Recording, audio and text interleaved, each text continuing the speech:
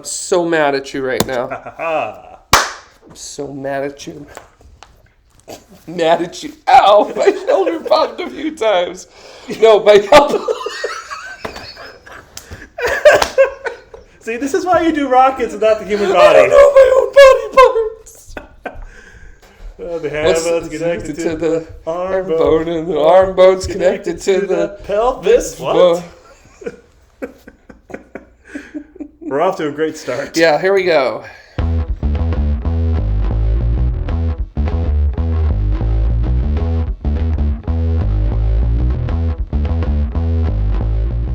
Welcome to STS. Hello, everyone, and welcome to STS-3. That's right, we're back with Shootin the. It's been over, like 2 years since we last did this? I have stopped perceiving time. Yeah, I don't know what time is anymore after the pandemic, mostly because we've just, it's all been the same since. I'm Jared. You're watching my channel at the moment. I'm really sorry about that.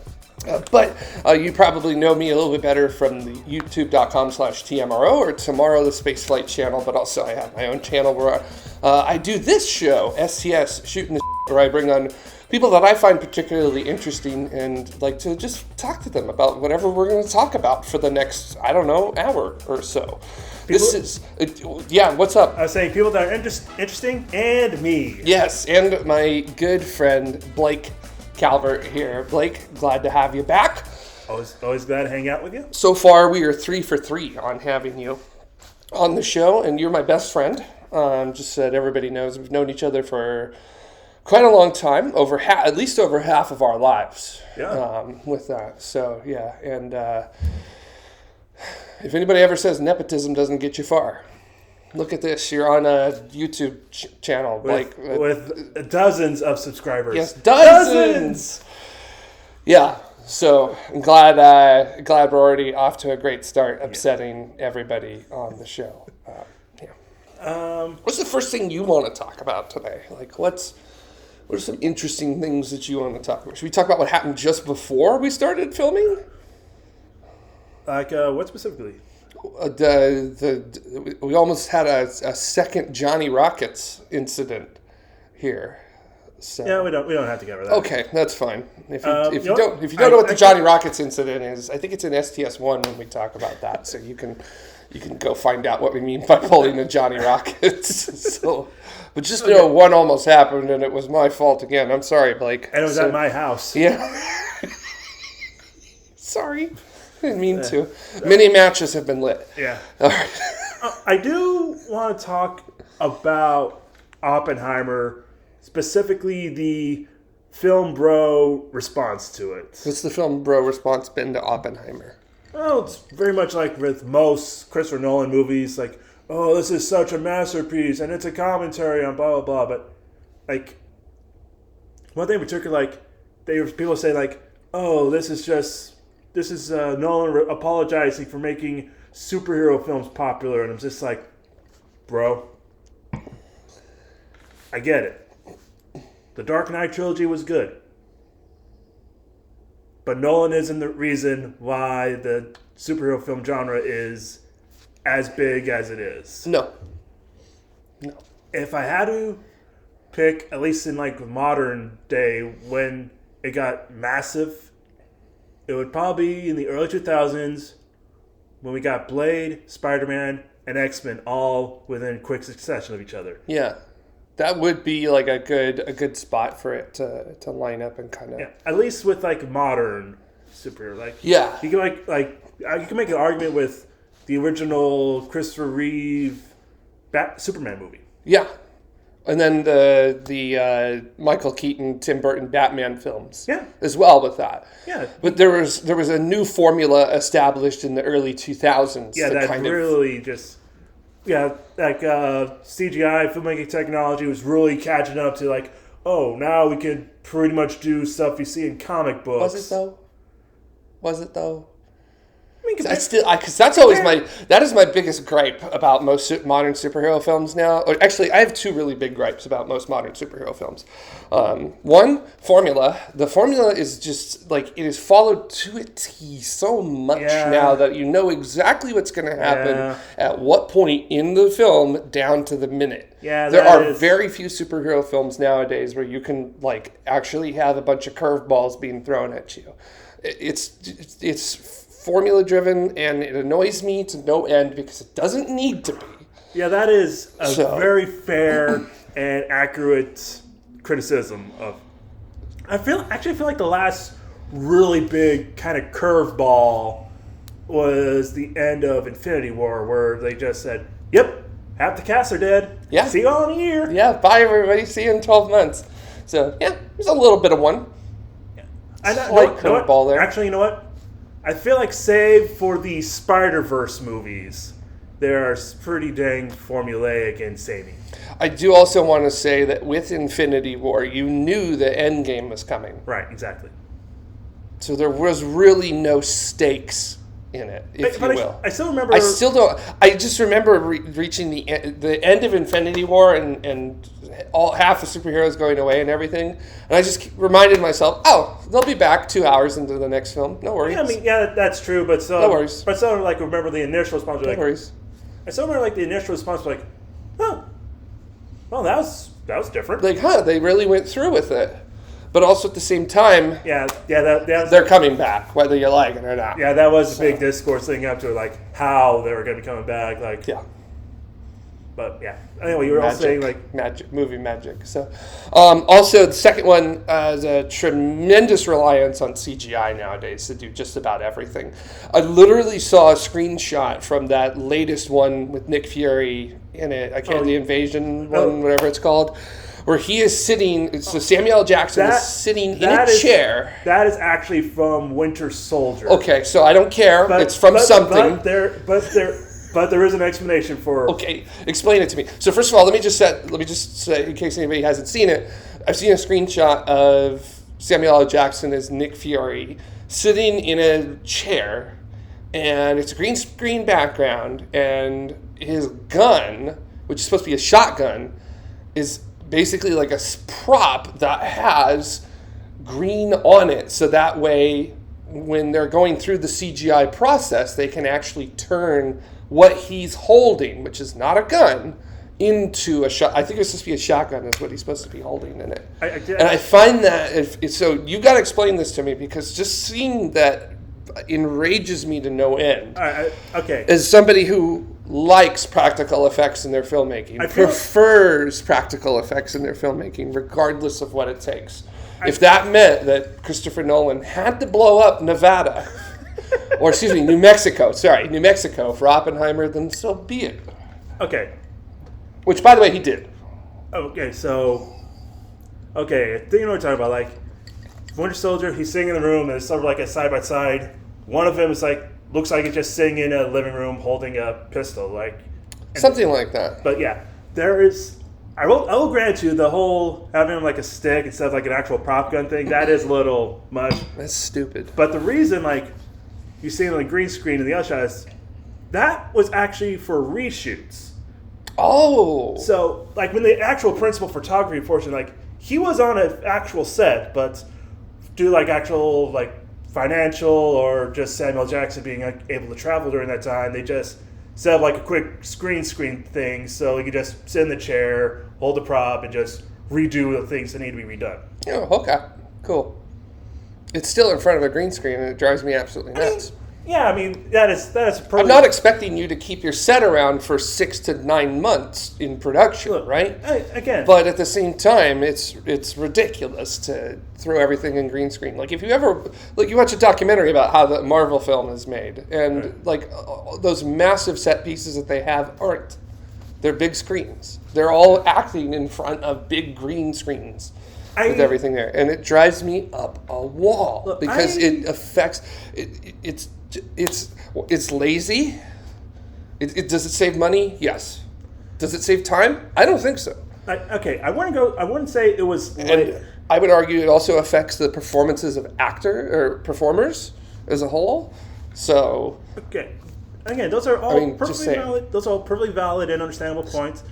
I would not say that it was lazy. Just seeing all the work and effort that CJ artist has to do to make the backgrounds and effects as good as they are. Like, I would not say it's lazy.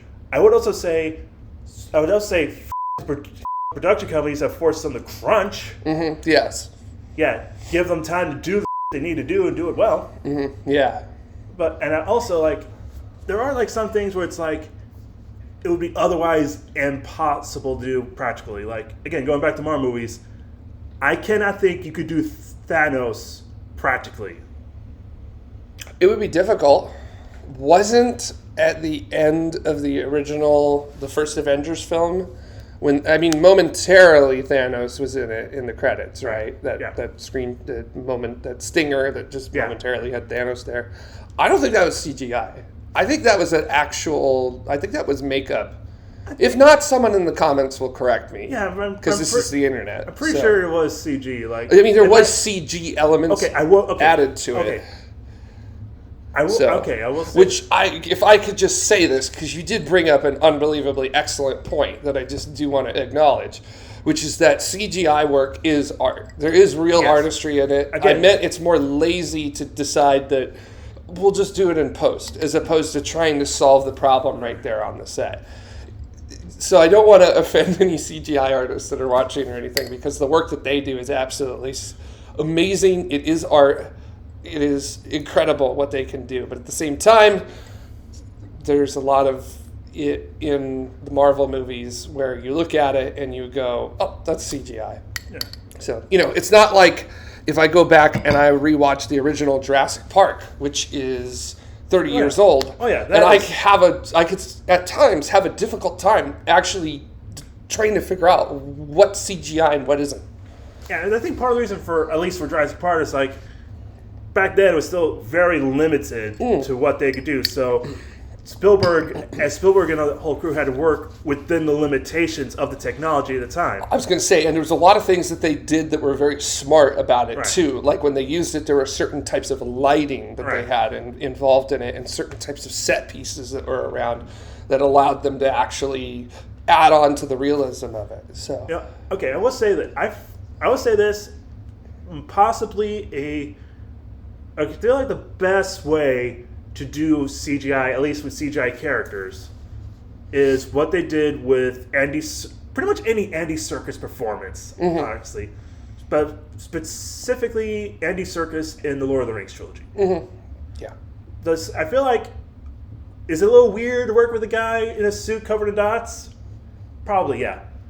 Are you at least interacting with another person? Yes. So... And there's something to be said about that, too. Like, you and I are both, I don't know, I consider myself an ex-performer. Do you still consider yourself a performer of any kind? Or not particularly, no. I mean, yeah, so we're both ex-performers. I'm more like internet provoker now, kicking a SpaceX fanboy hornet's nest about once a week. But, like... I just try and make a park look pretty. There's something fair enough. You and I can both speak to the fact that there's something about having a person there to actually, or someone there to actually interact with, that makes your performance that much more natural, as opposed to like a tennis ball on a stick or something. So I mean, like, I'm even thinking back to Robert Zemeckis when they were doing Who Framed Roger Rabbit, and they had what was his name who played Roger Rabbit? I can't remember. Fleischer or something like that. But they actually had him come on set and do his lines, and he wore and like, not even kidding, that he wore like little bunny ears. It was his idea to wear them, but yeah, like he came on set so that he could be there, so that way the actors and actresses and performers that were around him, he basically wanted to enable them to provide a real performance, like it was like they were dealing with a real character. So yeah. That is like how I think about it. If you should do it, that would be a great way to do it. So. Yeah. And again, like, also, let's think back. I'm pretty sure they did do that at least like in the Infinity War Endgame, that whole stretch of Marvel movies, because Granted, it would still be like Josh Brolin on set with like a little thing on top of set to be because Thanos is huge, but Yes, at least you're bouncing lines off Josh Brolin. Yeah, and having Josh Brolin there, I'm sure, is a very big help. Right. So, and he's also a fantastic performer, so I'm sure, there's a lot of things he can add to that. So, but again, it's like now I'm thinking about Josh Brolin with like a like a plastic Thanos, like a Thanos head hat, on top of himself. And he's looking around, and he's got his Josh Brolin voice, everything like that. And then they're breaking for like a snack break or something, and I just like I don't know why, but I just have like this visual now of like him having just getting a bag of Funyuns with him. yeah, like that and a apple juice or something, and he's like squeezing it and eating it. And now I rest. So yeah. So I'm just gonna like this say let's kick it back, like talking like maybe Chris Power going like, so we got set up after this. Oh, you still doing Parks and Rec? Oh, that's cool. That's very true. Very true. Blood. Why did you do that again? Because I knew it would make you laugh. Oh my gosh! I don't know why it's so funny. But anyway, back to my original point, like. So you bring up, they're doing a Blade movie again, right? They're bringing Blade back. Yeah, I mean, that is on. I think it's. I hope so. The last I checked, it is on. It's been shelved temporarily due to the SAG-AFTRA strike. Oh, okay, fair enough. So, which by the way, both of us here total solidarity on that front with that. So, pay your writers and actors. Go get their. So get paid, get money. Don't get replaced by AI robots. Do not. So give those CEOs as much hell as you can. Okay. So it is kind of interesting. Which we could talk about. I want to talk about that in a little bit because I feel like Bob Iger, the CEO of Disney, has now basically destroyed all of the goodwill that he has gotten from returning.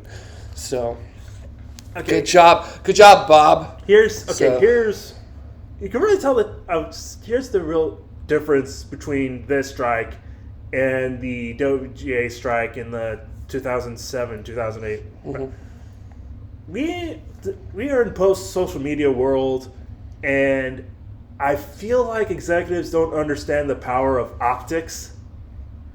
Like, now you got people like Bob Iger and Zaslav, all these people that are talking about... It's a banana. What could it cost? $10? Pretty much. Nah, they're just talking about like how, just like saying like, we can't afford to pay these actors. The price they're asking is completely unreasonable. They say as, hello. Sorry. No, it's fine. Don't worry. You're fine. You're fine. I'm not even sure if she was on frame. It felt rude not to say hi to my mom.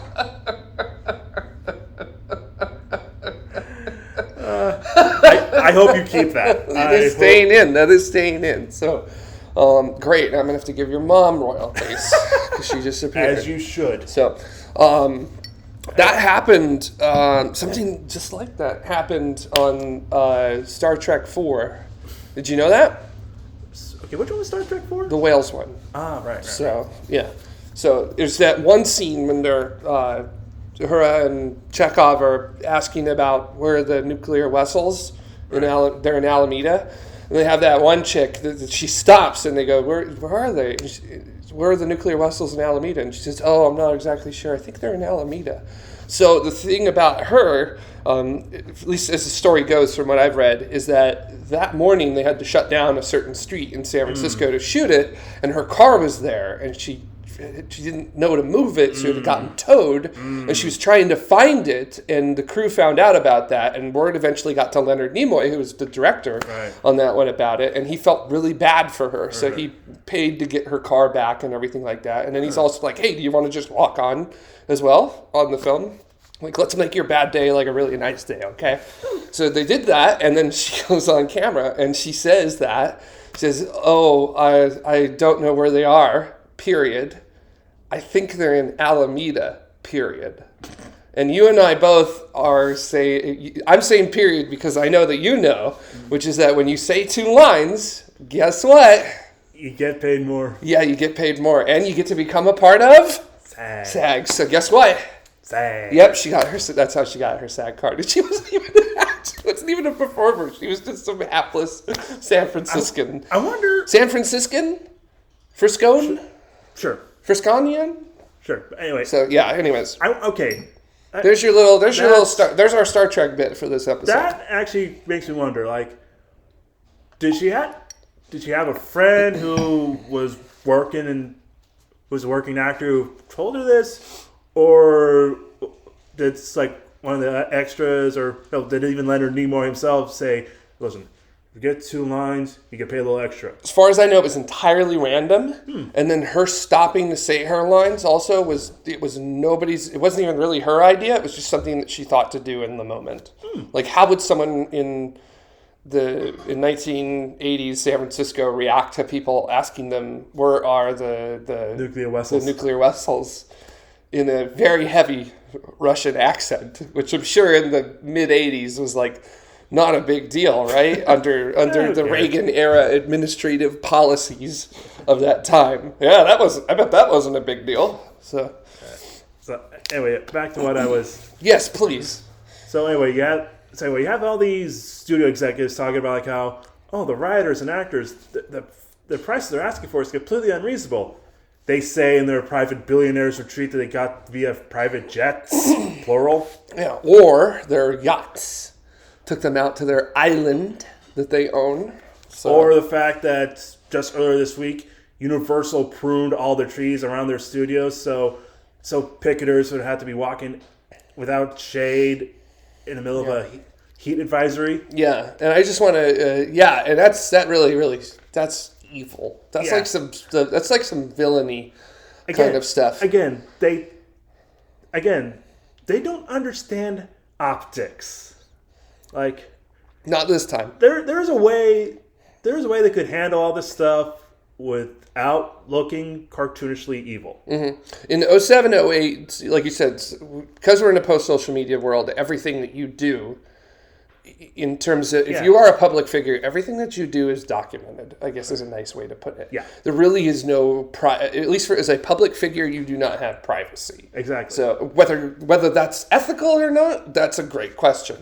I don't think we're going to talk about that on the show today because that's a whole can of worms. Yeah, definitely. And I'm not willing to open that can of worms. Nope. I'm not that hungry. Kick that can down the road. Yeah, we'll talk about that in a later episode or something about that. But if you cannot say horrifying things and not expect it to not be public, and two, not draw a massive reaction. Because also we have to remember that social media is not designed for things to be put on it and then passivate. That's not how it works.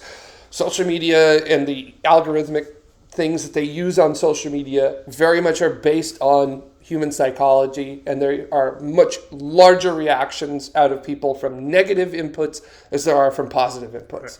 So regardless of what's going to happen, a good social media company that wants to make advertising dollars will always value negativity over positivity.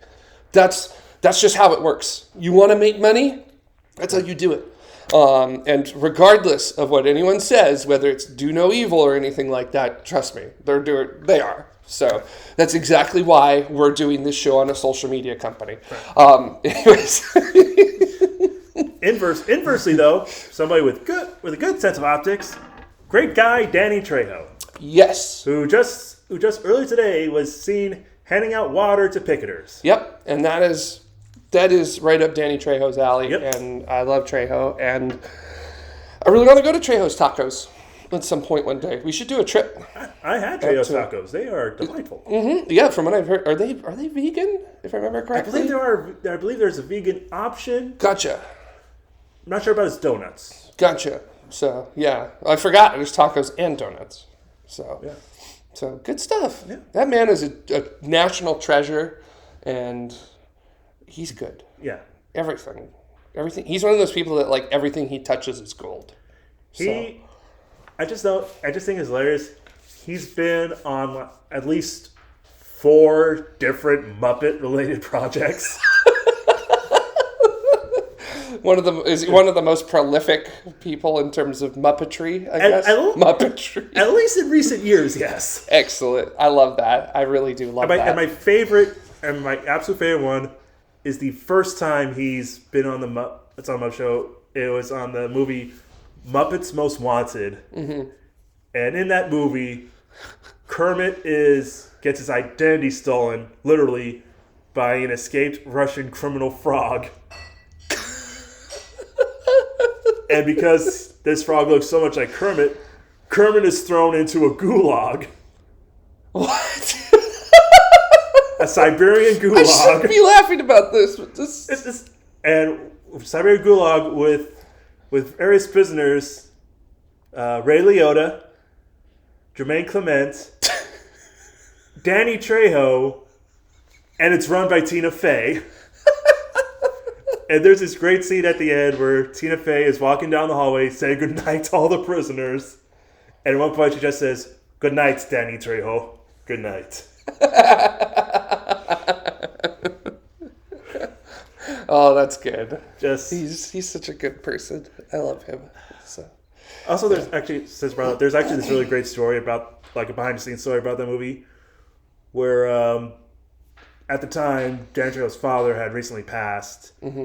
So the puppeteer playing Kermit just went up to him with Kermit saying, like, "Oh, sorry to hear about what happened to your dad. Just know we love you and you have friends here." And that caused Danny Trejo to break down crying because, I mean, Kermit the Frog saying that he loves you. How would you not break down to that? Yeah, I feel like I'm going to cry right now. Yeah. Not really, but I feel like I'm going to cry right now. Do it. What? Are you going to cry? You're Go on, cry? Cry.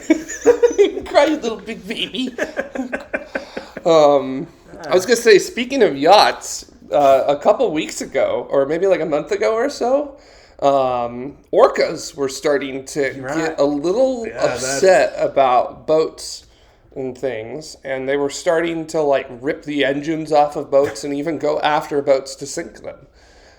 I'm on Team Orca. I was gonna say I'm on Team Orca too. If somebody in the comments wants to tell us what their Venmo is, I will send them like $100 in order to do that. And please note that when I say what their Venmo is, I mean the Orcas, not your Venmo. So if you want $100, you have to earn it. And also provide verification that it is the Orcas Venmo. Yes. We don't want to be flooded with 50 different True Orca 69420s. Yeah, no. That's not how we work here. It has to be real. So that's it. It has to be authentic. So it's not like YouTube with all of these live streams of Elon giving away Bitcoin. No, it has to be an actual authentic thing that needs to, like, if it's the Orca's Venmo, there must be verification of that for me, please. That's all I have to say about the Orcas. I mean, and honestly, like... And honestly, I'm proud of them. I think they're doing great. I'm surprised it's taken them this long to just go after boats. Seriously, we've had, like, yachts, cruise liners, all these different ships messing with the Orcas' environments. Not to mention just general humanity just fucking over the environment so much that we're boiling their homes. Yeah, we're not doing a very good job of taking care of the planet. So nope. Yeah. Case in point, we are in the middle of a heat wave right now in LA. Yeah, and just to add, up until like about a month and a half ago, it has been like the weather was fairly pleasant, like barely cracking into the 80s, which in June into mid-July is very upsetting to me. Yeah, and honestly, this year we had our rainy season this past year we got 3 times the amount of rain that we would usually get average. So usually, at least where we're at in Los Angeles, we get about 11 inches of rain a year, which, right. I mean, that's about normal for us. We got about 34 inches of rain this year. So, and in fact, I was on a train trip in the middle of one of those massive storms that rolled through. And then I was actually supposed to go out to the desert at the end of February, beginning of March. Mm-hmm. And that's when that, like, gigantic, like, once in a quarter-century storms rolled through and dropped, what was it, like 7 or 8 inches here in the LA basin? Something like that, yeah. And then it dropped like 25, 30, 40 feet of snow in the mountains. And it also snowed out in the desert where we would have been at, and it's like 4 feet of snow. So I had gotten sick a couple weeks beforehand, so we were like, we're not going to go camping in the desert if I'm recovering from being sick. So we're like, sorry everybody, but we're not going to do it. And I'm glad we didn't, because we would have literally been snowed on out there, and I would have had a group of friends out there in their cars, which would have been regular, like 2-wheel drive cars, and I would have been the only person in a 4-wheel drive vehicle that actually could have been able to drive their car, potentially. If even, because I have a Jeep, but it's not designed to handle 4 feet of snow. So I'd imagine you didn't go for that option living in Los Angeles. Well, we didn't know that would have been a significant issue, but boy, are we glad that we dodged one there. So. That actually reminds me, I just got back about a week ago from a vacation up in Lake Tahoe, which, by the way, it's kind of hilarious because Lake Tahoe is like right at the border between California and Nevada. Yep. Yes, it is. And it's actually kind of hilarious because at one point we had some stuff to go along, and we had to go to the Nevada side because my sister was getting married, and and their venue was in that part. And it's hilarious because immediately as you cross to the Nevada side, casino. But also going back to what we were talking about just with the climate, we usually in Lake Tahoe there's a lot of people going to the lake, and there's beach areas there. Yeah. All the beach areas completely underwater when we were there. Mm-hmm. Just because of all the rain and snow we've had over this. Good. That's a good thing, actually. Yeah. So, good. That means it's filling up a bit more, which is what you want. So. Yeah, and no, again, it is good, but it's just and first of all, the water was gorgeous. Yeah. Keep Tahoe blue. So. Yeah. But it's still just kind of amazing just to see just how much water is in the lake. And it's a lot. It's a big lake. Yeah. And it's also a deep lake, too. It's one of the deepest freshwater lakes in the world. Yeah. So, in case you wanted to know. It's ridiculous. So, facts, everybody. Facts. I don't know. I think it's 5th or 6th deepest, I want to say, somewhere in there. I don't know. So. It's not like we have devices to look up this information. Nope. I haven't a clue. So, that's what the comment section is for. So, thank you, commenters and viewers, for that. But I also want to kind of piggyback on that because we have been roasting here in LA. And by the way, that was after a period from January to June where we were relatively cold, if you will. Yeah. Temperatures were well below average. We had very strong, what we call May gray and June gloom this year. So a lot of people don't know this. Everybody thinks LA is sunny all the time. Honestly, I feel like it lasted at least until a week or two in July. Yeah, I was about to say, it really felt like maybe 2 to 2.5, right around July 4th.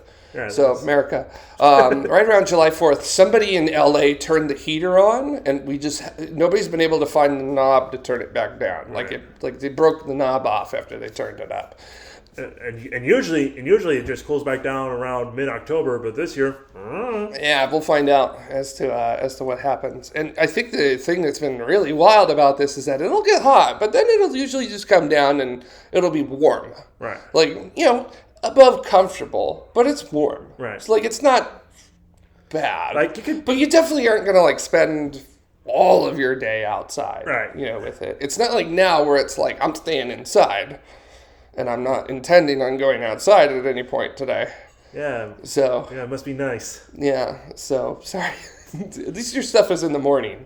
True. So let me throw that back your way. The thing about this is that it's not just Los Angeles. Oh, yeah. It is pretty much the entire northern hemisphere. Yes. It's hot. Yeah. It is really hot.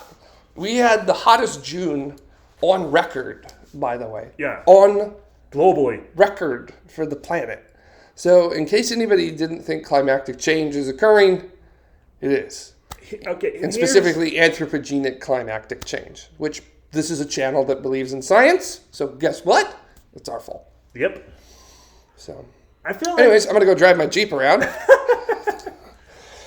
I take public transport. So, I want an electric 4x4 by now. I want one. I want an electric 4x4. Where's my electric 4x4? Blake. I was about to say I want it. Those aren't a thing. I thought it was like price-wise. Yeah, I want one. I really want one, but I don't have $100,000 to drop to go get one. Jeez. Or at least one that has the capabilities that I require from a vehicle. So if you want to donate, here's Jared's Venmo number. Please help me. Forget the orcas. Help me. Help him get an electric car so we can help the orcas. Forget the whales. Or no, they're are orcas what? Forget the sea mammals. Yes, forget the mammals in the ocean. Oh my goodness. Planet belongs to the land moles. There was a Bill Nye the Science Guy episode about mammals, and they talked about orcas in it, and it was supposed to be like some private detective crime noir thing, and they were like investigating as to whether orcas really were mammals or not because they're in the ocean. And I distinctly I remember this. So every time somebody brings up an orca, I always think of this, and the evidence that they had was that it had little hairs, and they held up like a handheld thingy. What's it called? A magnifying glass to a photo of an orca, and it had like a little mustache on it. Just like you. And I always little mustache, and I always think about like whales and stuff having like a little mustache on them, and then maybe they're talking very nicely about that. This is your upstairs, folks. Yes, isn't it? So, dang. So, actually, and I feel like the most damning evidence for climate change that's extremely recent is pretty much every insurance company saying like, oh no, we can't support Florida. No, we can't do that. So not here. Not in a state that's mostly going to disappear in the next century. Yeah. Because it is. Yeah. So sea level rise by 2100, what do we call this? Sea level rise by the end of the 21st century should be enough that a vast majority, I imagine quite a lot, if not a overall majority of Florida will be underwater. It should be about 150 to 175 feet of sea level rise, somewhere in there. So go to Disney World now. Actually, a very interesting thing, if you look at the maps of how sea level rise is going to occur, the local area that I live in will become beachfront property. So I'm going to stick around here a little bit. Sick. So, yes, but also no.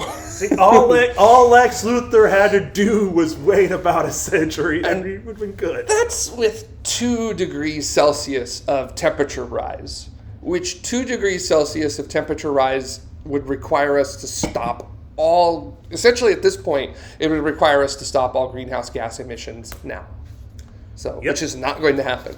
So thanks, capitalism. We are way, way on our way to blowing well past 2 degrees, which it's gonna be a problem for centuries, if not millennia, at this point now. So, yep, and we did it. So, anyways, now that we're all depressed, yay! Woo! Depression. I don't know where to go after that. That was solid 10.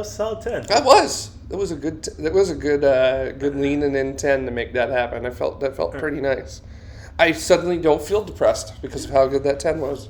So. I'm gonna go back a little bit to talk about super movies and something that has cured my depression. Go ahead.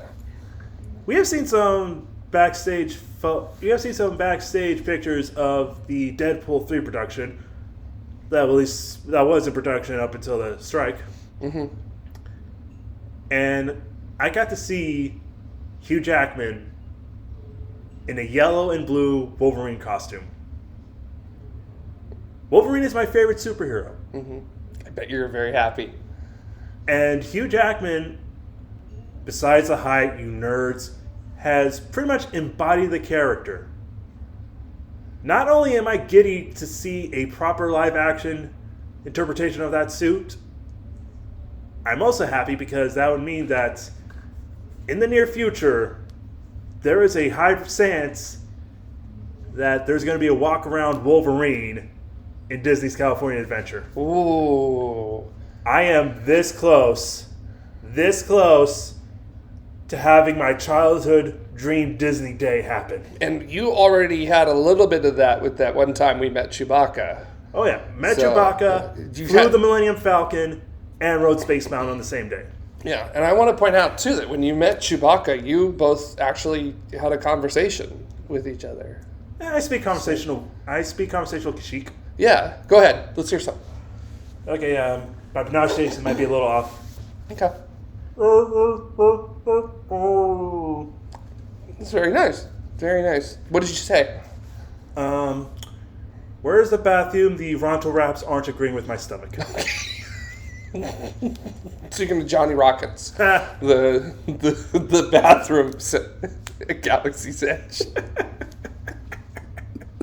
Which those bathrooms are very much industrial. They have a very industrial design to them, so makes sense. I still maintain you should be able to handle that. I still maintain that there should be one weird looking stall that's like behind like caution bars or whatever, because if it's supposed to be like, oh, this is the last outpost that caters to people from all over the galaxy, I refuse to believe that a hut uses the same kind of toilet as a human.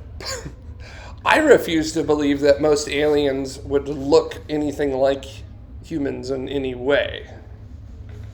Yeah, that is. So, seriously, I don't think so. Yeah, again, but I'm just saying, like within the Star Wars galaxy, there are at least a few species that are non-bipedal humanoids. Yes. And I refuse to believe that they use the same toilet as I do. Yeah. If at all. Yeah, that's true. So they might not use a toilet at all. They might recirculate the wastes back through their body and reuse it again.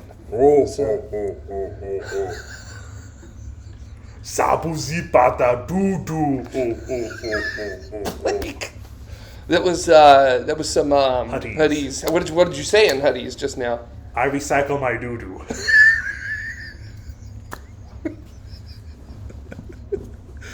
Well, I gotta say, in the first episode of STS, we did talk about our BMs, and I just want to point out too that was because we put out a Twitter poll as to what would you like us to talk about, and 15% of people selected our BMs. Hear that, people? It was your fault. It was your fault. So, and we gave you 15% of the show talking about our BM. No, we didn't. It was just. We just brought it up in passing as a joke. Thankfully, we did not dedicate 15% of the show to talking about our BMs. Much like gas, it just passed. What? Much like gas, it just passed. It was around. It made some noise. People made weirdly weird faces. And then someone turned a fan on and it was gone. There is... I'm going to change the subject. I was about to say, I was going to sit there awkwardly to see how long we could sit in awkward silence for, but go ahead. I was just going to say, one of the things I did do on my vacation was... I thought you were going to say one of the things you did do and you do, and then you were going to start speaking Huttese again for that, so... So my family had a Dungeons & Dragons night that I DM'd. Yeah, this guy. By the way, I just want to let you know, Blake is a fantastic DM for D&D. No, you were very good. Literally at that table back there, a whole group of friends got together, including one of our friends who had never played D&D before. And it was their first time ever. We did like a really cool one-shot that she did, and it was so much fun. You are a fantastic DM. You made a great story. You threw great curveballs at us. You're fun to interact with as other characters and other things like that. It was like the right level of difficulty as well. Like it wasn't too easy. It wasn't hard, but it wasn't easy. So and it brought a nice challenge out of all of us. So You were awesome. So, I just putting this on the record. So, I've never actually really had a DM that I would say is bad. Right. So, all the DMs that we've played under, because you and I have basically the extent of my Dungeons and Dragons career has been with you involved in it in some way, and all the DMs we've played for have been very, very good. And you are just continuing that fantastic tradition of being a great DM. So now, I just want to heap a little more praise on you for just how well you did with that, because it wasn't me that just enjoyed it; it was everybody that enjoyed it, including the people that were just watching. Right. So. Now, the people who are watching had a good time, Now I'm there. legit curious to see how you would be as a DM. Me? Yeah. I don't know. That's a lot of work. I mean, just like running like a pre-made thing, like. See, I would want to do a custom thing. Right. So homebrew it up. So possibly. I've actually thought about wanting to take sort of like 5th edition and how it works and things like that, but pull it out of a fantasy universe and put it into like space flight. So you want Star Wars 5e? No, I want NASA 5e. Ooh, dang. So, right? That's what I was thinking. And then, like, I also am definitely open to having other people be other countries involved in it as well. Who says that we all have to be on the same team at the same time? Interesting. So, like, there could be, like, I don't know, like we have 5 people playing in our group. 3 of them can be NASA, 2 of them could be the Soviet Union or something like that. I don't know. Interesting. So, but again, this is something that's like way far down the line, and I would really have to. And also, like, there's a lot of things that I would have to figure out. Yeah. It's just an idea, I guess. So. It's not a bad one. And actually, speaking of D&D related ideas, I actually had a pretty fun one for around the holidays, like a one-shot / mini campaign. Okay. Cool. Basically, what the premise is Santa and all his work and his helpers, as well as old rejected toys, have to stop the Krampus from ruining / stealing Christmas. The Krampus isn't there to ruin Christmas, right? I thought Krampus was just there to punish really naughty children.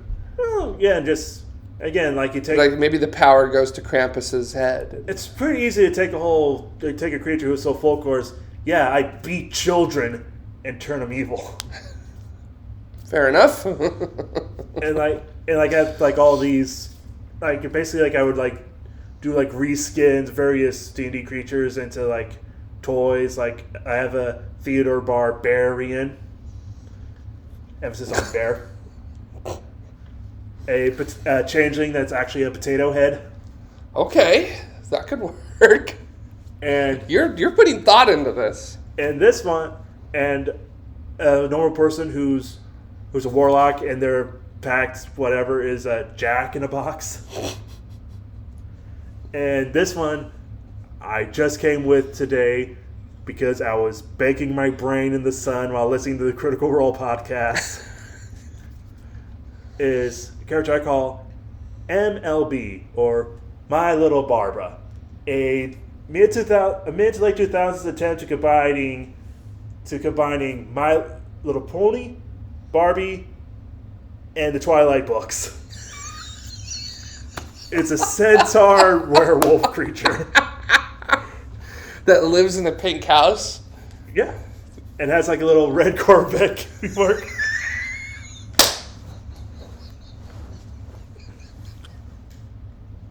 I would pay money to see this. This would be amazing. Blake, I have to be a part of this now. I totally want to be a part of this. That is the most ridiculous thing I've ever heard of in a very long time. My Little Barbara, a centaur werewolf with a red Corvette cutie mark. And obviously she just prefers to go by MLB. Not Barb? No. Or Ruh? And she is being sued by Major League Baseball.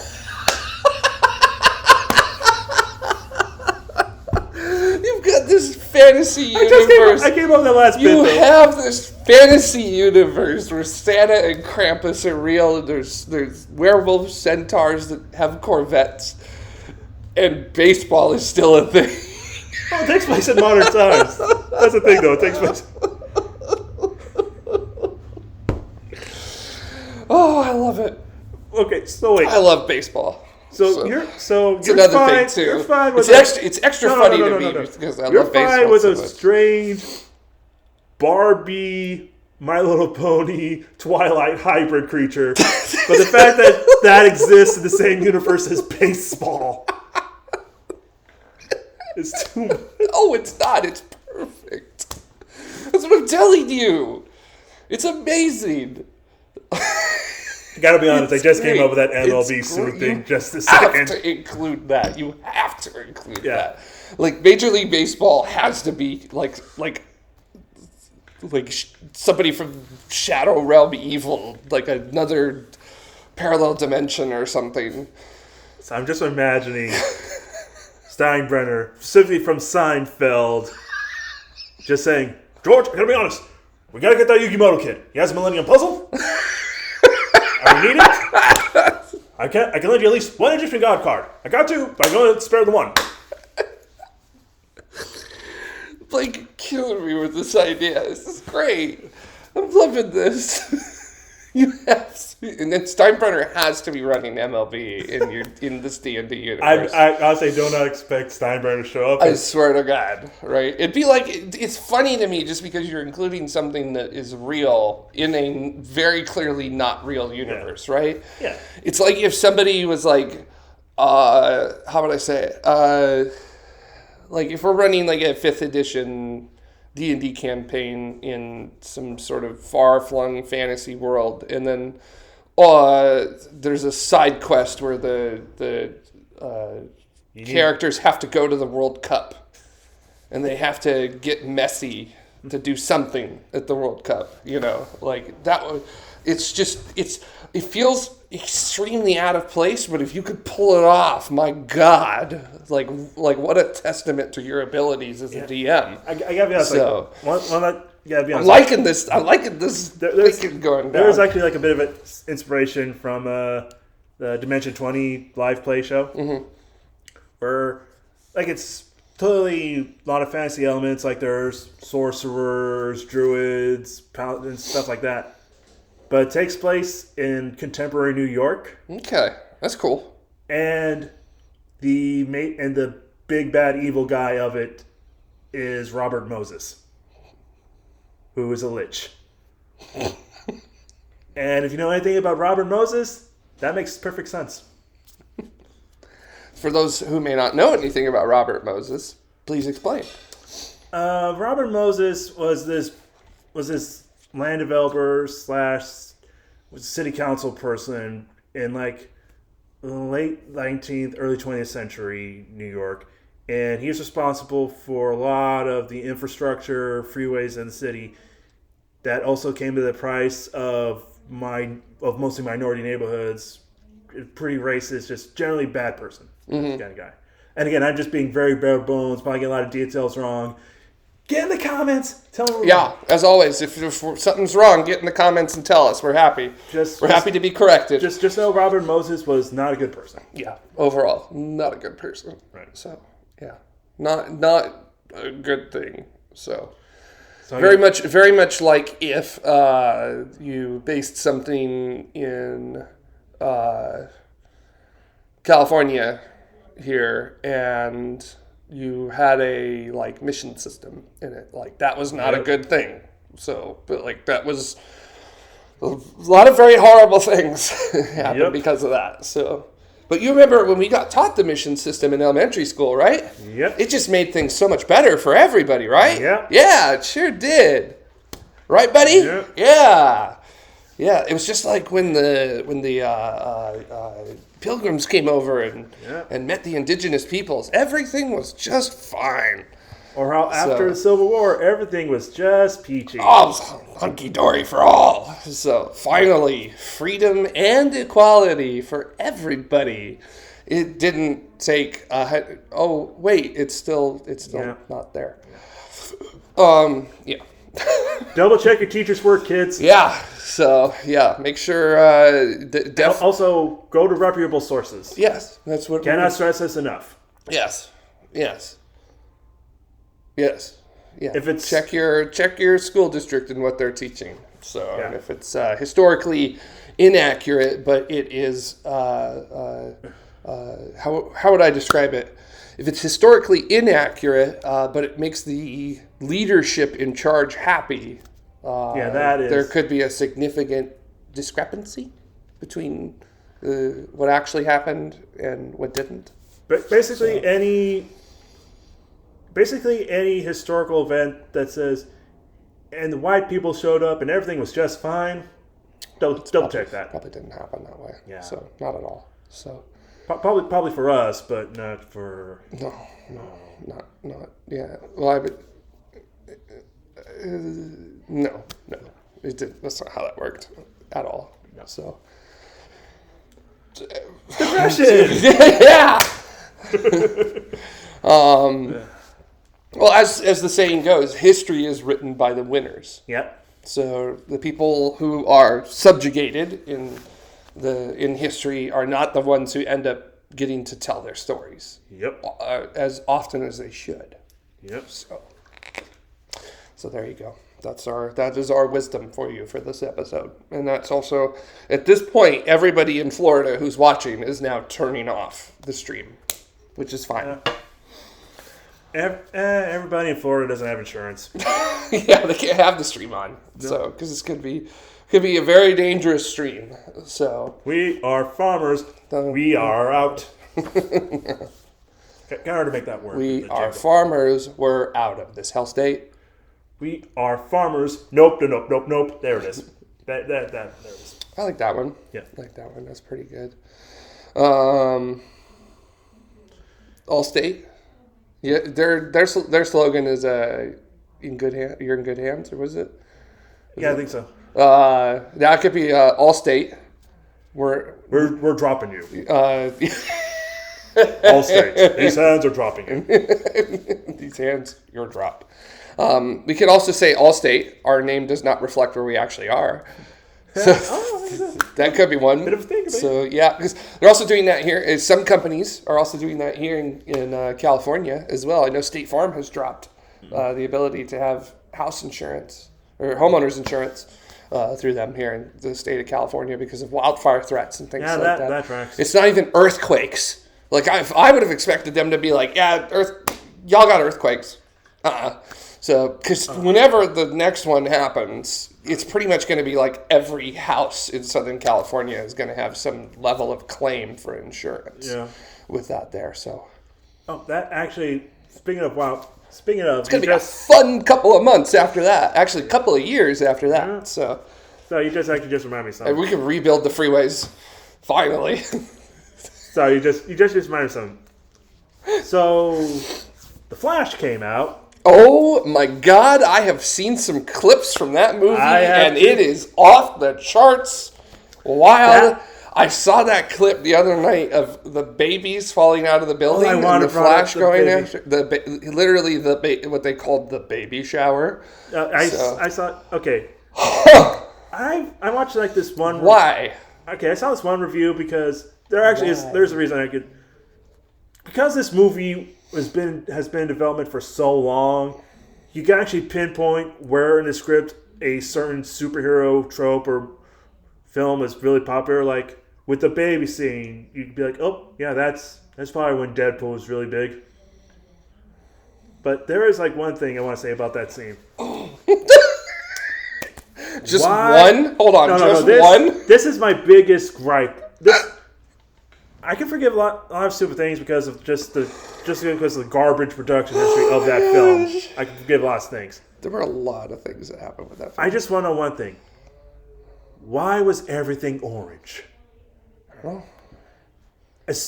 Why did you look at me and say that? No, but again, I'm just serious. Like, as soon as Flash, those goggle things going and Flash starts running, everything's in slow-mo, everything looks like Los Angeles in the middle of wildfire season. Why is it so damn orange?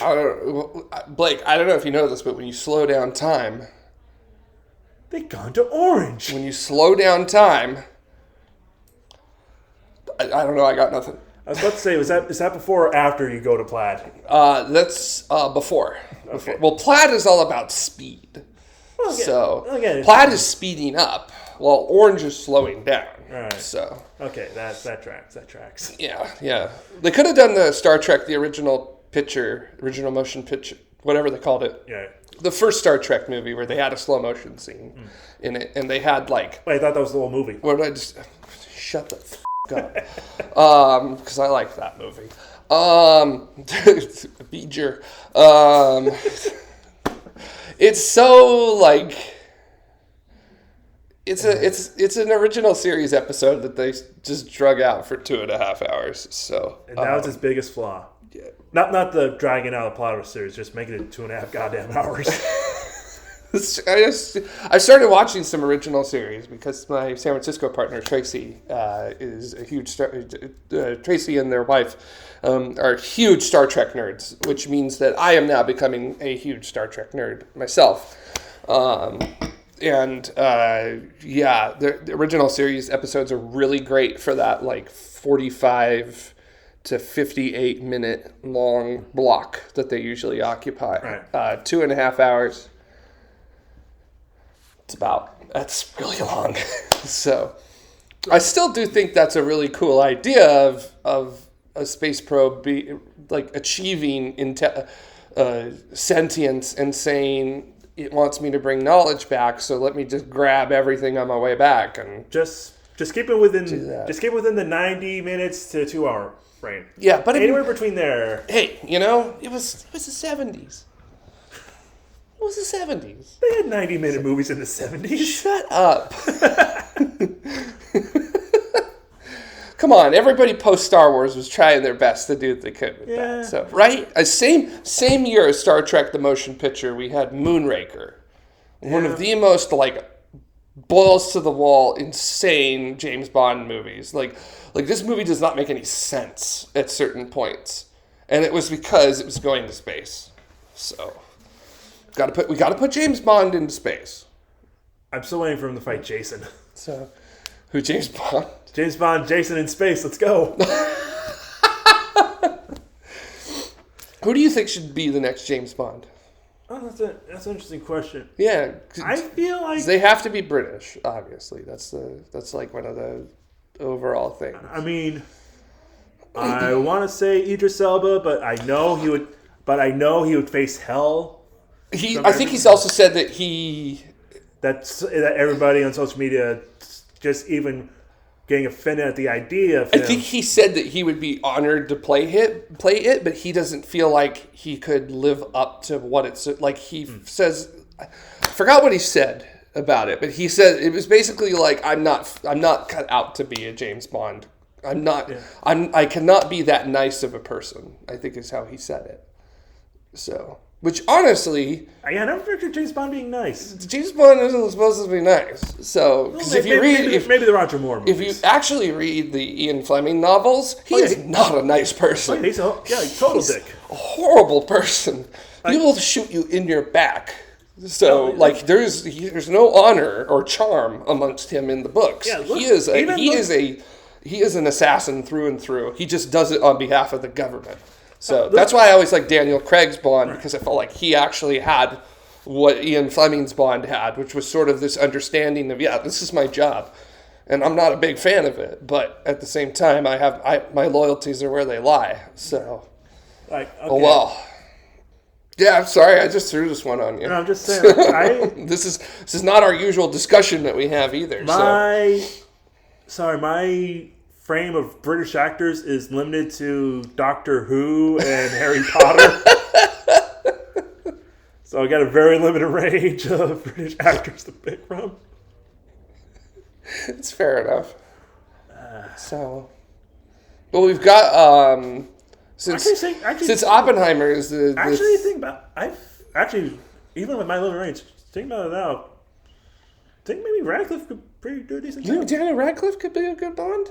Maybe, I don't know. Yeah, I think he could. I mean, he definitely has a very unique post-Potter movie career. Yes, he's definitely done a very good job of moving himself away from the Harry Potter typecasting and really doing it. And he was just an absolute force of nature in the Weird Al movie that he did. He was unbelievable. I fucking love that movie so much.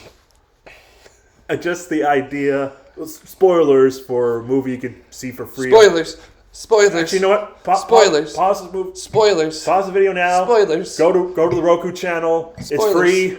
And Spoilers. just watch it if you don't mind ads. Spoilers. Okay, so... Spoilers. Okay, you can stop the spoilers. Spoilers. Spoilers. You can stop the spoilers. The idea of Weird Al going to the jungle to rescue his girlfriend Madonna from Pablo Escobar... That is just a level of madness that makes both total sense for Weird Al and no sense at all if you actually know Weird Al in real life. Yeah, it's pretty amazing. Yeah. So that just is like perfect. Yeah. It's perfect. So also, I just love how the movie ends with him getting assassinated in the 80s. Literally doing a live performance Amish Paradise, getting an award while peeing his pants, and getting assassinated by the new head of Pablo Escobar's drug cartel, Madonna. Well, that's what he gets for writing like a surgeon. God, that's just amazing movie. Also, we got Jack Black as Wolfman Jack. And I was just remembering all the cameos in that freaking movie. Just Conan O'Brien as Andy Warhol. In the worst Andy Warhol wig I've ever seen. Everything about that movie is exactly what we were hoping it would be. And more. Yeah. We got so much more out of it than we expected. Honestly, the movie brings tears to my eyes. Honestly, the movie had me when they just said, "Oh yeah, we're not even gonna try to get Daniel to sing. He's just gonna lip sync over Weird Al singing." I mean, hey, if that's the way it should go, if you can't sing, so you know. I think Daniel Radcliffe could sing. They just thought it'd be funnier, which it's true. So not gonna argue with that. I'm sure Daniel Radcliffe could sing. So there is a scene on this TV show he does for TBS called Miracle Workers. You all right? Yes, my couch creaks. What are you gonna do? Why? Furniture creaks sometimes. Anyway. Yeah, please continue. Sorry. Okay, so the show called Miracle Workers. It's on TBS. Every season does a different story. And in the third season, they were doing the Oregon Trail. Mm-hmm. And Daniel Radcliffe, who in this season played a priest. Is this supposed to be a comedy show? Or? Yes. Okay. Thank goodness. Ends up getting high while at a saloon. As one does on the Oregon Trail. At a saloon. And does a drag performance of She'll Be Coming Round the Mountain. Excellent. He goes full Dr. Frankenfurter to sing She'll Be Coming Round the Mountain. Perfect. Also, I'm pretty sure he does a death drop. Perfect. And I'll just say, he really hits the when she comes. I'm not surprised. So yeah, have fun looking that up. Yeah, enjoy that one. So I know several people who would.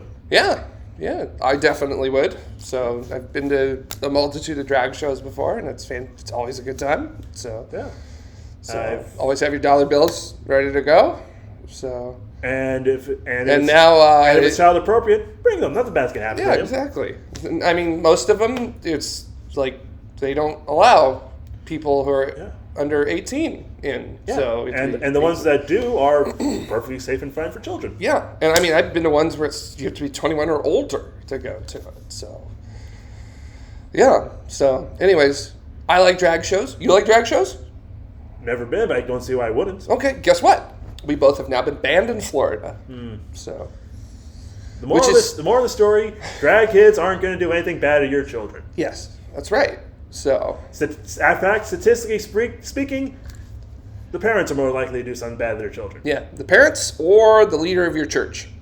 Pretty much any relative or trusted adult figure is way more likely to do something bad to your kids. Yeah. I'm the kind of uncle who knows where everything at Disneyland is and the best route to get there. Hell yeah. So, also the kind of uncle that will beat you senseless in Dragon Ball Fighters. yes. Both things I've done in the last week. Very good. Good job. That's right. You just make them have a good time and them kids when it comes to video games. Yep. So, just beat them up. No mercy. No mercy. No mercy.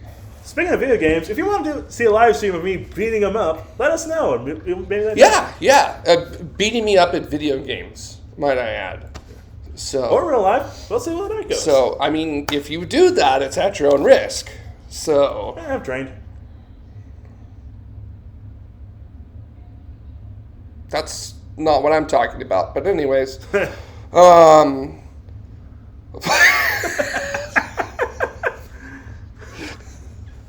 threw it for a second, didn't I? Anyway. But my favorite thing in the world is making this man break and seeing his face turn pink with laughter. Yes. It's laughter that's making it turn pink. That's a good one to go on record as saying. Speaking of Disney, I gotta tell you this story. So I haven't been to Disneyland in a year and a half now. I have been to it twice since they reopened post-COVID. Yeah. And I haven't been because... Actually, I shouldn't say post-COVID because COVID's still happening. Yes, it is. It's not because I don't want to go to Disneyland, and it's not because I can't afford to get a pass to go to Disneyland. It's because I'm not going to give Disneyland $1,500 every year for Disneyland to then say, I'll tell you when you can show up. Actually, I think I've read somewhere... I don't need that. Actually, I think I've read somewhere that they're starting to phase out the reservation portion of it. Well, they should get in touch with me to tell me that because I'll start giving them money again.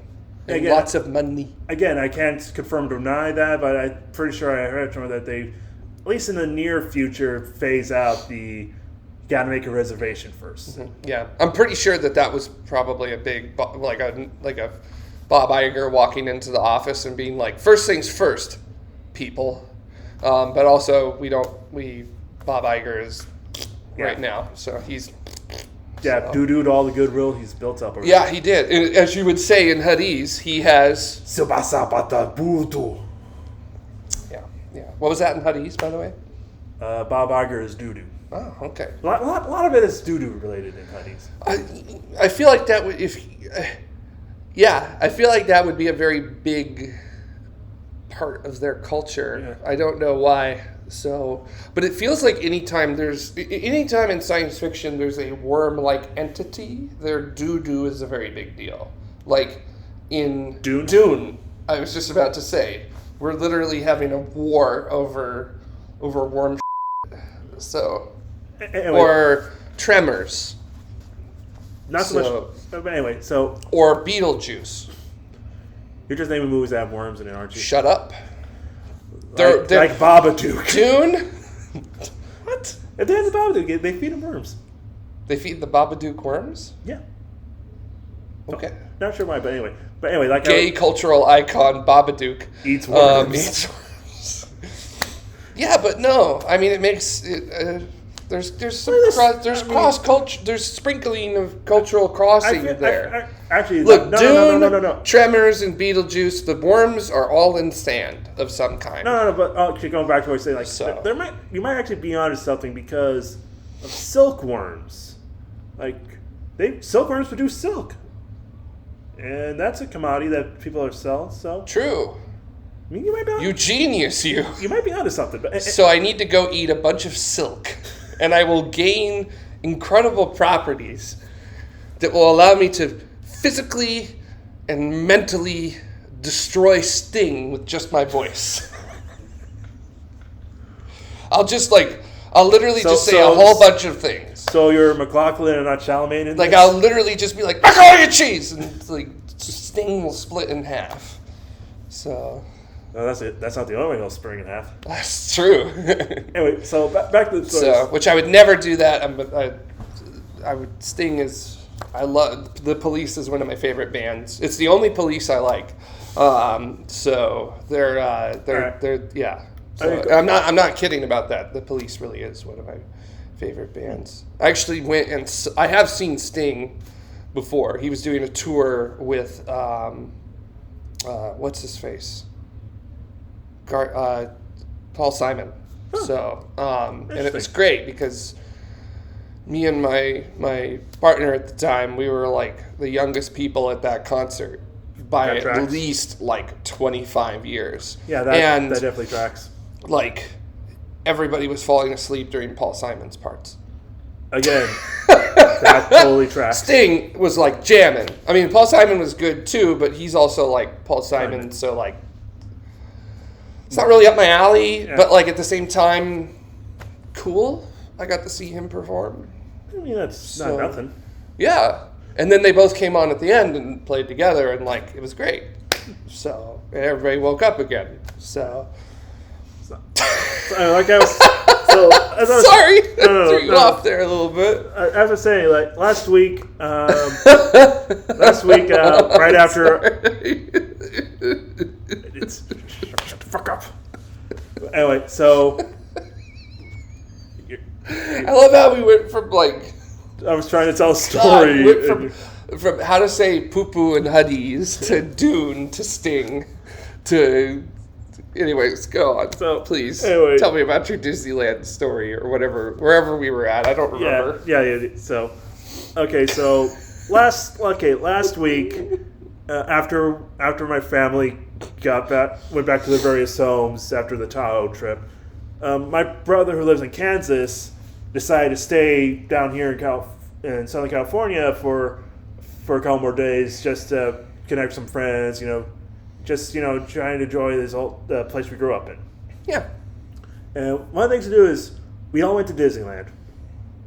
And cool thing about my brother, he knows that for the longest time I had an annual pass to Disneyland, and because of that, went to the park a lot and pretty much have the entire layout of Disneyland memorized. Yes.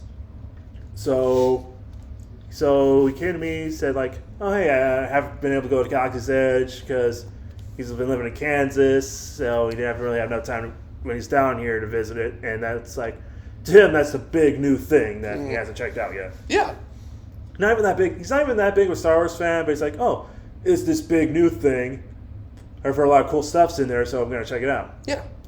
So he talks to me. He knows that I know like the best route to get there, which BT Dubs is. If you go in, you go through Adventureland, past New Orleans Square, past what was once Splash Mountain. Now it's Giant Spider's Adventure. You keep going, you're gonna hit Galaxy's Edge.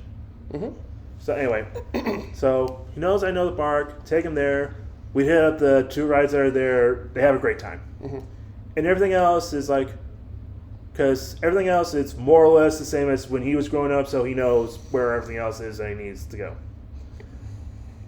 That strikes a difference to a year ago where my brother who lives in Costa Mesa decided he wanted to go with his family to Disney's California Adventure, mm-hmm. along with my sister who was down here with her then fiance, now husband, who they decided to go both parks, one day California Adventure, one day Disneyland. So at the end of the California Adventure day, at least for my Costa Mesa brother, his wife asked, we're thinking about heading out, but I kind of want to grab some ice cream beforehand. That's a good place.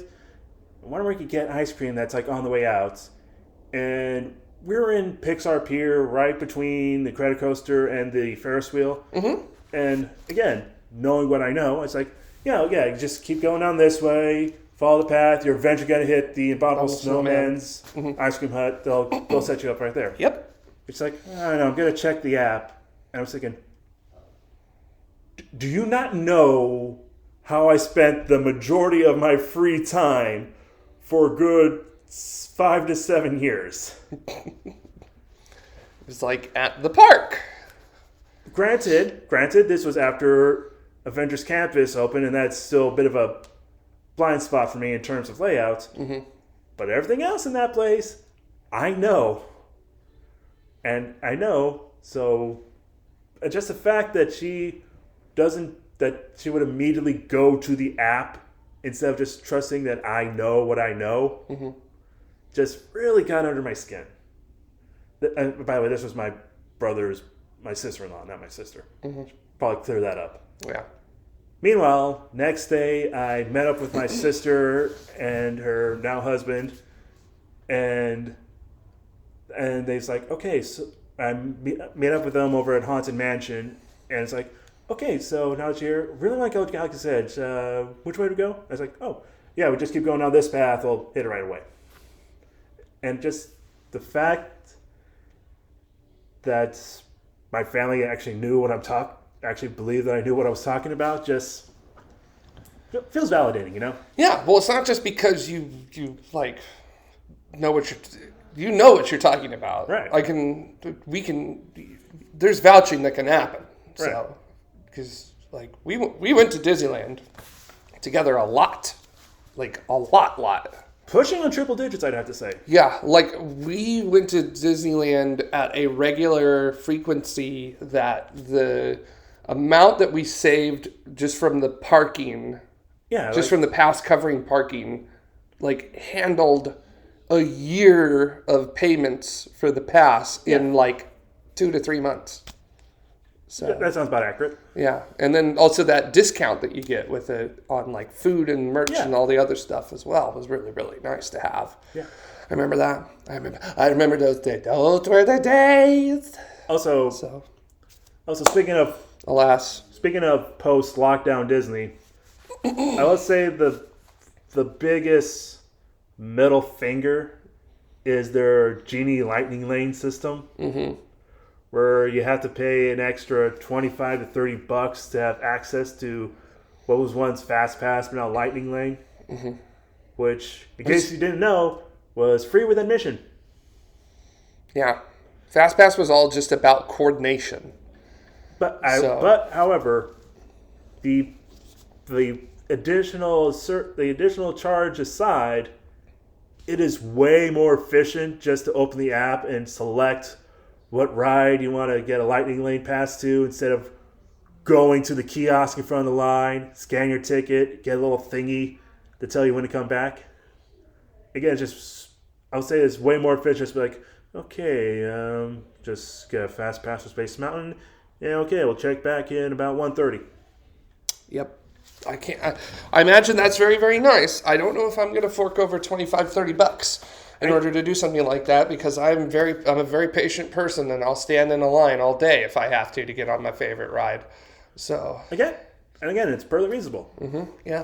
Speaking of post lockdown, I'm not saying probably wait about an hour for Rise of the Resistance. Yeah, I was going to say people aren't going to Disneyland with the attendance that there used to be, and a lot of that's because of prices going up, being told when you may or may not go, and just and not just admission prices going up, but also like food and merch and all the other stuff going up as well inside of it. So essentially, at least Disney Parks here at the resort in Anaheim has really shot themselves in the foot quite a bit. Yep. And that's a bummer.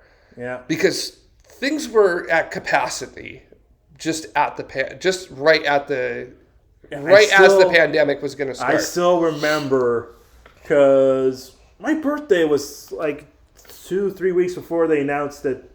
Actually, probably like a week before they announced they were going to be shutting down the parks. Yeah. And I gotta be honest, when I found out that was my big, I should take this seriously kind of moment. Yeah. And just seeing like the pictures of just like how packed the park was up until they finally shut it down for the lockdown, just made me thinking, y'all know why Disney's doing this, right? Yeah, we were at Disneyland like a week and a half before they officially closed it. Yeah, again, that's... but that wasn't... At that point, they hadn't announced that they were going to close exactly. yet. So, yeah, that was... Also, Disney saying, we're shutting down at this point. Like, we are no longer going to be operating. That was also one of my moments, too, where I was like, ooh. Yeah, because... Ooh, okay then. Yeah, because Disney like money. Yeah, Disney do like money. So, and they've proven that time and time again. And the fact that they had shut down for a good year and a half, losing all that money, was my big, oh, shit. Yeah, these guys are pretty serious about this. Things are hitting the fan. Also, it's still around. Didn't leave. Get your damn shots. Yep. Go get vaccinated. Wear a mask if you're in really crowded areas and stuff like that. Or just basically wear a mask anywhere that you need to be comfortable wearing one. So, that's the way it goes. So, yeah. Yeah, if you're wondering why people are acting like it's not, again, blame capitalism.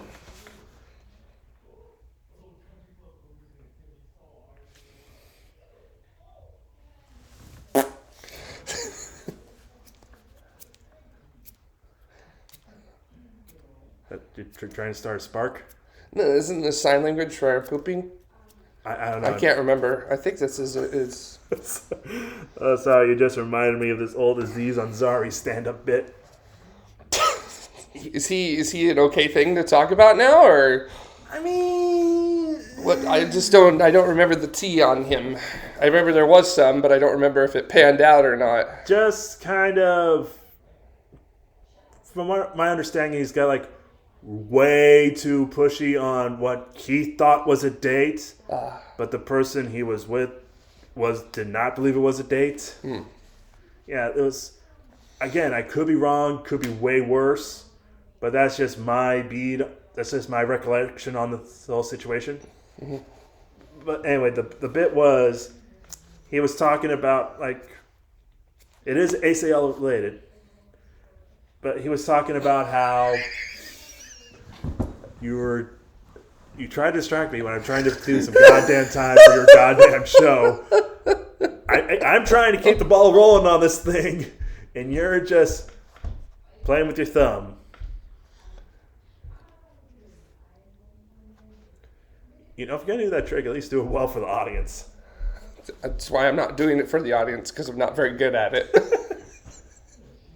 Anyway, so he just finished doing this bit about like how it must be pretty weird growing up living in the valley, because that's where so much porno is shot, and be like, here? Oh yeah. Yeah, in San Fernando Valley? Yeah. Yeah. It makes sense. It is very hot up there. But anyway, and just being like, just imagine somebody being like, watching the video, be like, oh man, that's my favorite donut shop. Now there's jizz everywhere. And he was just talking about how one time he did that joke. Oh my gosh. And one time he was talking about how he did that joke, and there was a sign interpreter, and you're just talking about... And he was talking to the interpreter, just basically talking about how it would go, and basically saying like how there could be like some phrases that might not translate well into sign language, and the guy, and the interpreter was like, "Oh, don't worry, I'll think of something on the fly. Don't worry about it." And when it got to the just everywhere, just, and I mean. I feel like that does get the point across. Yeah, just if I'm going to be honest. Jizz everywhere. So. Again, how do you say donut in sign language? Again, I don't. Yeah, I don't speak ASL either. I would love to learn. It seems very handy. So. Was that? Oh shit! Dang, that was a good one. I wasn't even thinking about that. Wow. Yeah, I mean that's just. Wow, that was good, wasn't it? Accidental wordplay. I'm just a regular William Shakespeare, aren't I? So no, I'm not. No, I am not. Well, depending on who you ask, you still take credit for a lot of work. Who? I'm just referring to like that conspiracy theory about like how Shakespeare never actually wrote any of the works. You mean I take credit for other people's work? I don't know. What are you trying to... You small little man. I'm saying you didn't write that Digimon fan fiction. Got me. Got me. So, which, hey, you probably did some stuff in high school too that, I look back on having written Digimon fan fiction and I don't feel bad about having done it.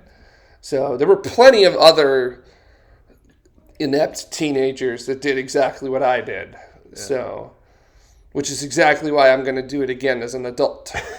Because I know better now. I understand storytelling. I think. You're also in that weird space between your quarter life and midlife crisis. I gotta have some kind of hobby. I gotta have some kind of hobby to look back on 10 years from now and be like, God, did I waste my time? So also because I'm gonna start a new channel, and our buddy Austin with Megaton Girl, who I will thank you, Austin. I'll put by the way, it was also part of my one shot at that table. At that table, yeah. And actually, I'm going to try very, very hard to get Austin on an STS one day, because I think me and Austin together would be like I'm gasoline, Austin is a flame, or honestly, we're both gasoline and a flame, and we're gonna blow up the room. Actually, I would blow up the room after having eaten Taco Bell. Hey, Johnny Rockets, the living room! Hey, if you want proof that we had Taco Bell shortly beforehand, we got sauce! We are shooting sauce, baby! Sauce! More sauce! Don't open the packages. I live here. Here, you give me the jizz everywhere joke, and I'll be your sign language interpreter. And there was jizz everywhere. You're picking that up. I know. It's 52 sauce pickup. So, I gotta be honest. I miss Conan being on TV. Yeah, Conan is fantastic. I've catched his podcast a few times, but it's just, and I know he has no show coming up on Max where it's like a traveling show type thing, which again, Conan in foreign countries, that sounds like it's going to be... Well, he has been in foreign countries before. So yeah, but based like an entire series on that, it's just going to be like, he's going to make a jackass of himself. There's a non-zero chance he's going to cause an international incident.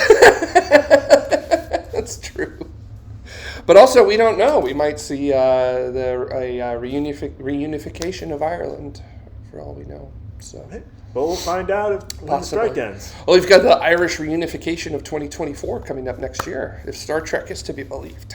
So, when are we supposed to make contact with aliens by now? No, that's like 45 years from now or something. It's like the 2060s. First, we have to have... I really watched First Contact. It's got to be the Bell Riots, which is supposed to happen next year, too. Which, so far, Star Trek's been really good at predicting things. Oh, wait. No. We should have... Then we have the eugenics wars, when a whole bunch of people die. It's basically... Is that World War III in Star Trek, or is World War III separate? I don't know, but... I don't know. I just know... But it does sound like something that's on the Republican agenda. Well, next year is 2024, and we're having an election in our country. Good. Oh boy, are we looking forward to this one! So, Biden Trump 2.0. Yeah, and, assuming he's not in jail. Yeah, I don't think that's ever going to happen because he just makes news companies and advertisers way too much money. So, too much of an asset to put in a jail cell. Or maybe if he is in a jail cell, it's going to be such a popular thing that they will allow it to happen, and they can make ad revenue off of that. I will say this. I'm just not looking forward to it. I will say this though. I did like just yesterday see a really great Biden ad. Mm-hmm. That's cool, but like I know. 4 more years of Biden. I am not a fan of that either. No, I mean I'm not a fan of it either, but I feel it's a necessary thing that has to happen. But also at the same time, I legitimately don't know if it is going to happen or not. So but that's again, the thing. I'm just not looking forward to this. Yeah, I mean it is. So But anyway, I'm glad we're ending on a low note. No. I'm going to make this end on a high note because this is just like legit brilliant. Also, I'll just cut this up and make this end whenever I want it to, too. Yeah, fair enough. So, I'm now revealing to everybody the magic of the editing process. The editing process. So that's right. All your favorite shows and YouTubers do it too. That's right. Was the show linear? No, it wasn't. We literally did the intro and then we did the outro and then we started. Like, look at my water. If you can see it in this, no, you can't. All right, so don't look at my water. You can't see our beverages, but trust me, they were full when we started. They were full when we did the outro, and they are empty now. You don't know what time it is that we're shooting this at. You have no conception of time for us within your box, your screen, on your computer or your TV, or your phone. The only concept of time you have is that little red bar or gray, depending on what format you're watching in, just going along. And it's probably over here by now. Sorry, I really didn't mean to how dare you invade my personal space? Put my finger right. How dare you invade my personal space? I'm sorry about that. So anyways, you have pineapples back there in case you didn't know. Yeah. That's cool. I have glass of porcelain pineapples. Yeah, they're fragile. I'm a big fan of pineapples. Speaking of, if you're ever in Disneyland, get yourself a Dole Whip. Yeah, Dole Whip. 3 Dole Whips. 3 Dole Whips. So, anyway, which is actually the number of Dole Whips that I eat by myself. Yeah, I'll say this: on my last Disneyland trip, I got a churro, I got a Dole Whip, and I got a corn dog. Mm-hmm. I feel like I hit the 3 major food groups of Disneyland. That's true. But anyway, so that and a turkey leg, or a pretzel. Oh, I did. Did you get the corn dog from the little red cart though? No, I got the corn dog from that place next to the Gold Horseshoe. Okay, fair enough. I'm sure many of you who watch tomorrow notice that I'm wearing shorts today. And I'm not allowed to wear shorts on tomorrow because apparently there was one episode where I had my shorts on and my were showing. And I don't know which episode of tomorrow it is, but... Okay, quick question. Our production crew insists that my were showing for the whole episode. And that's why I have always been banned from that point forward for wearing shorts on tomorrow. And frankly, my might be showing in this STS because typically there is a table covering this portion of my lap. I don't see anything. Do you see my right now, Blake? Blake, look at me right now. Look at me. They're not. Look at me, money penny. Quick question: which one was Phobos? Which one's Deimos?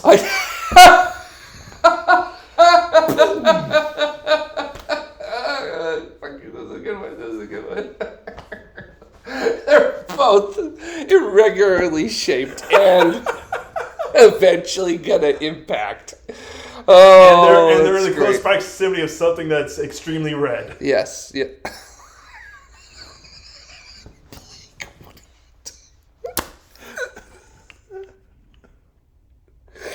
Oh my God, Blake! Why? Why are you doing this?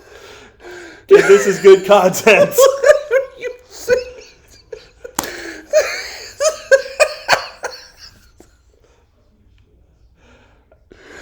Oh my God.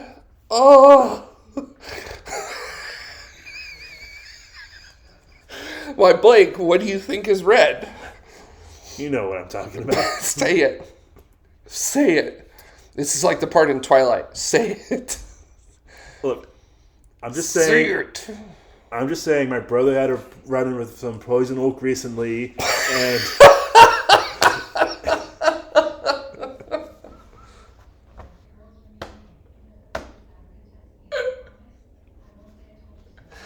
Oh, poison oak. You know, it's a magical plant. And if you touch it, you get a magical rash. Oh, man. I am well familiar with poison oak, being somebody who goes outdoors. And I don't mean like on a lawn. I mean like in people are like, get lost. I'm like, excellent. Sounds good. So. Yeah. I saw. These are actually my one of my pair of hiking shorts. These have the thingies, the zippies on them. So. Oh, so they're shants?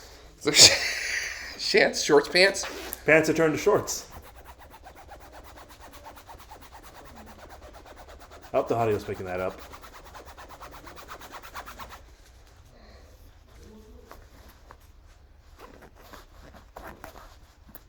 Why? That's all I have to ask. Why? This is difficult to do. Trying very... You try very hard to do weird zipper stuff while maintaining eye contact? I'm trying not to laugh about it, too. Look, you're the one who brought up red body parts after talking about my... Looking at your face right now. So, anyways... Now that we've violated our standards faster than we can lower them. We had standards? Excellent point. I'm glad the air conditioner's coming on now because let me tell you, my are hot. Hot and heavy. So, all right, fellas, time to retract.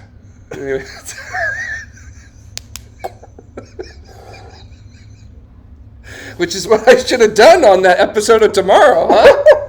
Huh? Landing gear up, you know what I mean? Don't land on your. That sounds like that would hurt. What? It's like that one Conan O'Brien video when he's playing Grand Theft Auto and he says, "Oh well, thankfully my broke my fall." Have you seen that one? I think okay. Yeah, it was clueless. It was a Clueless Gamer bit. Yeah, it was great. I loved it. He's like me when he plays video games. Because people are always like, "Play video games, Jared," and I'm like, I know. And that concludes STS-3 for this episode. So thank you all so much for watching. I'm Jared Head. You know where to find me, and if you don't, I'll put stuff up on the screen in order to make sure that you know where to find me. Also, don't forget to like and subscribe and comment and do something. Just tickle the algorithm like you would tickle a sphere of plutonium with your friends this weekend, possibly, as you go see Oppenheimer or whatever, or Barbie, I don't know, or both, if you're daring enough. Blake, if people want to know more about you, where can they go? Well, while Twitter still exists, I'm at Blake Calvert 1, and I did recently sign up for Blue Sky. I am not 100% sure what it's called because I just signed up, but I should have a pinned tweet on my Twitter so you can go follow that there. Yeah, I'll put it like somewhere on the screen, and I'll figure out where to put the I don't even know if they have a logo or whatever it is at the moment. I'll figure it out. We'll fix it in post. So, sound good? Fix it in post. All right. So, thank you all so much for watching STS-3. And until the next one, we'll see you later. All right. Bye-bye. Bye-bye. I think that went relatively okay. So, it could have been worse. So, it could have been better. It could have been like that time I ended up having.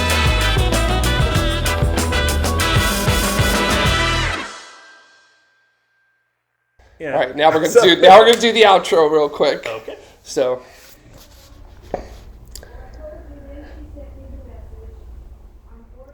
As you can hear my mother in the background. Yeah. And why can you hear your mom?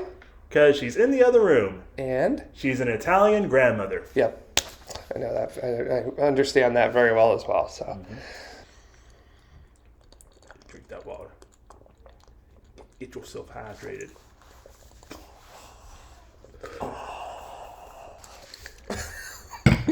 Can I tell you how hard it is to make those like heavy breathing noises while drinking water? You did have to. I didn't, but I did.